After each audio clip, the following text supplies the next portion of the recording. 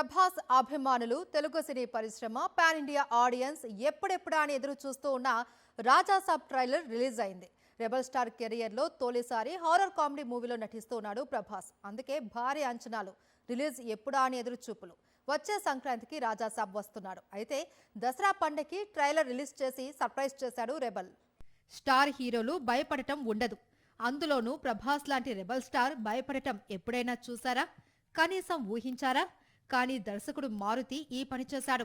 ఏకంగా బాహుబలి భయపడటం చూపించాడు. అదంతా కూడా రాజాసాబ్ వల్లే అంటున్నారు. ఇంతకీ ఎవరా రాజాసాబ్? అది తెలియాలి అంటే జనవరి 9 వరకు వెయిట్ చేయాల్సిందే.